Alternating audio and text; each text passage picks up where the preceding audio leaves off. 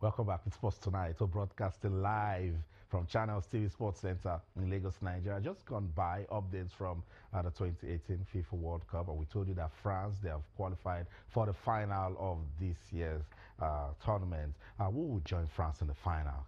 Will it be England or Croatia? Where are you putting your money? Talk to us. I want to hear from you on Twitter, channels_sports, Facebook, channels-sports. Which team will join France in the final for the 2018 FIFA World Cup trophy? Will it be England or Croatia? Talk to us. I want to hear from you on Twitter, channels_sports, Facebook, channels-sports. Let's talk about that one that has been a very ugly, disappointing, annoying enemy of football in Nigeria.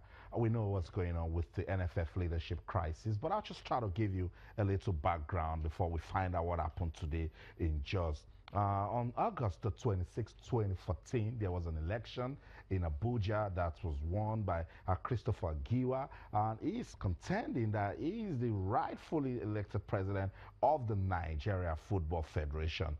But there were talks that that election didn't follow standard, didn't respect the FIFA statutes, and so it cannot hold.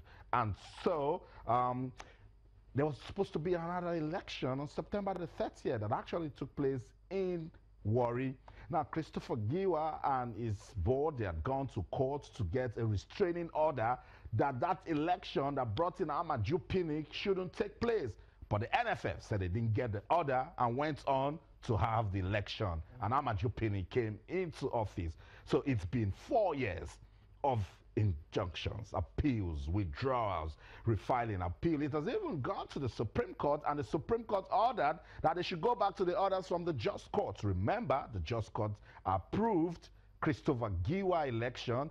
Amadou Pinnick and his board went to the appeals court that squashed the decisions of the Just Court. And then Christopher Giwa and his team went back to the Supreme Court. And here we are again listening to what's going on at the Just Court. Let's take a look at what's going on with the NFF leadership tussle. Let's go to Jos in Plateau State. Our correspondent, Yemi Kosoko, was at the court to cover everything that went on. Yemi, good to have you on Sports Tonight. Yeah, good evening, Austin. Yemi, this fight for the soul of Nigerian football, what went down today at the High Court in Jos? Well, it was at the Federal High Court in Jos, and it was not a funny matter at all, because nearly throughout the day we were in the court, and it was full of drama, intrigues, and various applications and rulings within that up to 6-7 hours. Wow. Actually, the drama started as soon as the judge entered and the sitting commenced, when the lawyers were making appearances for their various clients. It was Festus Keyamo that announced his appearances for the first, the second, and the third defendants, respectively. Talking about Aminu Megeri, Musa Amadou, and of course, Plateau State Football Association, and on behalf of the 36 states and FCT. Then another son, Patrick Equato, also announced appearance for the plaintiff, that is Yaya Adama and Ubina Oba. And surprisingly, another client also announced appearance for Megeri and Adama. At that point, it became a drama, and the court just have to know what is really happening for two counsels to be holding brief for the plaintiffs. So at that point, when the arguments were going through back and front, Festus Keyamo has to withdraw his legal services for Megeri and Adama, in which the presiding judge obliged him, and of course Samuel Shonguel now appeared for Megeri and Adama. From there, other issues came up, like the withdrawal of the application by the defendants then, and the court had to go into recess for over 30 minutes. And when the court resumed sitting again, the issue of that application was discussed, and of course the judge ruled that the applicants have a right to be part of that decision of whether the withdrawal will hold or not. And at that point, there is an argument from lawyer Ikwato for the plaintiff that Festus Keyamo alone cannot single-handedly withdraw that application. Remember, the application of 28th of May was seeking that the judge should hands off the case and the case be transferred to the Federal High Court in Abuja. Okay. Okay, so Yemi, at that point, yeah, Yemi, because each time we try to understand what's going on, we get into more confusion. I thought the court will sit, and then at the end of the day, we'll get to a proper decision-making process where we can come and say, Christopher Giwa is either the president of the NFF or Amaju Pinnick. So with all of these that happened today, where are we with Nigerian football? Well, we are back to what I would call square one, as at the time that was in 2014 when Adama and Ogba went to court, and the decision of the court that says it's recognizing that particular election of Chris Giwa. And where we are today now is the case that was brought on and which the Supreme Court asked the parties involved to go back and address and be relisted. That is where we are now. Now, for the benefit of doubt, the case was adjourned, or is adjourned rather, to 25th of September because the court is on vacation. And that has been the reason for the judge to adjourn the matter. And in doing that, he also advised the councils that, look, because Festus Keyamo was able to point out to the court of the danger, the imminent danger of attracting the wrath of FIFA. And he said, if care is not taken, Nigeria can be banned.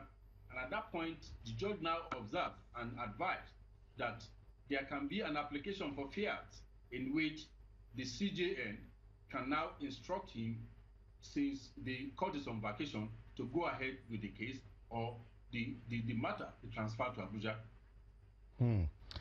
A lot of legal terms in this, I mean, it makes you want to, scratch your head, think deep before you ask questions. So, I mean, with everything that went down in court, what's in charge of Nigerian football at the moment? Well, that is a very, very difficult, straight answer. With what is happening now and with my understanding in court, it's as good as the interpretation of before they went to Court of Appeal, that is talking about Chris Giwa being given the benefit of doubt by the court as at now. Yemi Kosoko, I must say thank you so much for your time. We'll continue to rely on you to give us all of the in-swingers coming from the Judge Court as regards this NFF leadership tussle. Thank you so much, Yemi. So that's our correspondent Yemi Kosoko trying to break down all of those legal proceedings that went down today at the Federal High Court in Jos. I know Cosmos Chukwemeka have little or nothing to say about this one. So let's go listen to the counsel that represented both parties, and then when we come back, we'll leave it to you. Don't go anywhere. Stay with us. Well, I don't know where the judge said.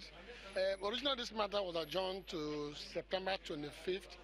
2018 for hearing, but I think there were intervening applications by the defendants to have the case had today. And today, the two of the defendants, first and second defendants, Alhaji Aminu Megeri and Musa Amadu, who are the defendants really on record, filed an application by way of affidavit to discontinue. I would say that they have not given instruction to anybody to represent the matter, that they have a lawyer in the case. But importantly is the fact that in the affidavit they filed, they admitted that their tenure of office expired on 25th August 2014, as the plaintiffs are making case in the main suit before the court. And they've asked the court, indeed, if you read the affidavit they filed, they've asked the court to accept that the election held on 30 September 2014, in which Mr. Amaju Pinnick was said to have been elected that had challenges because they were then out of office.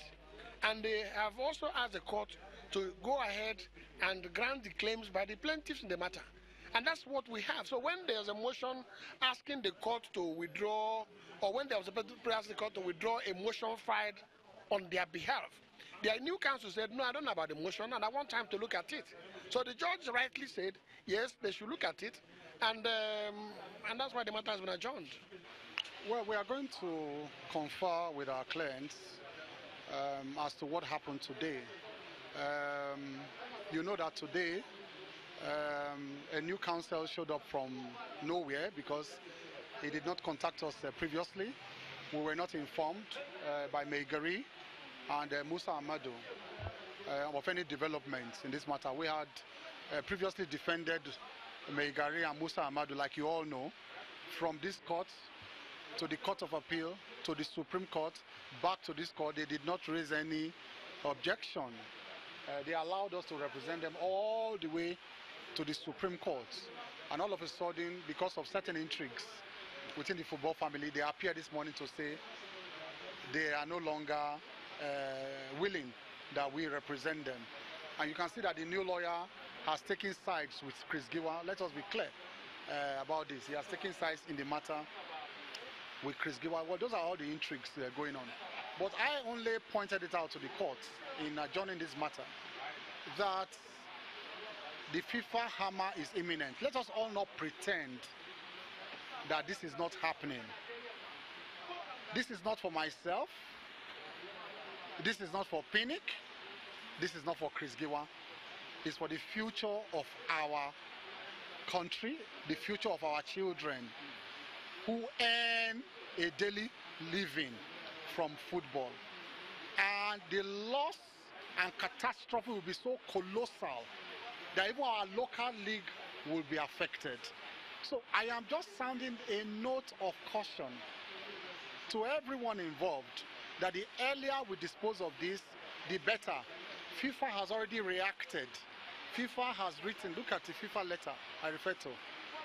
And in this FIFA letter, FIFA has already clearly stated that what is happening here, they didn't mince words, is seen as an interference in the affairs of football because the Court of Arbitration of Sport have decided this matter decisively, and Giwa and Co lost there, in consequence of which they were given a worldwide ban. A worldwide ban. And as such, FIFA has said here, look at the last paragraph here, that if this is not rescinded, it will lead to severe sanctions on Nigerian football. Oh my, so here we go again. FIFA might just be coming in between all of this to say, look, if you don't respect the rules, you don't respect the statutes, then you just have to leave. So Festus Keyamo making it clear there that he says the loss will be catastrophic and colossal. So all of this NFF leadership tussle, persons need to sit down and then find a way to get out of it because it's going on for too long. Cosmos, I know it takes you to a point where you start wondering that where is the passion, the persons involved, where is the passion, where is the love for football, because this has got to stop. It is simple. The persons involved, they don't care about football in Nigeria. It's so simple. I wouldn't want to get into all these legal things because I don't want to go into contempt of what the court is saying, but it is a very simple thing. Everybody involved, they're not doing it for the best interest of football in Nigeria. I dare say, from the point of the ministry to the last person, it is so sad that they're not taking football very seriously.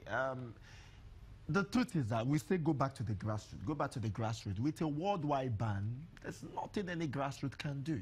It would affect loss and loss of things. So as far as I'm concerned, I feel everybody shout your sword.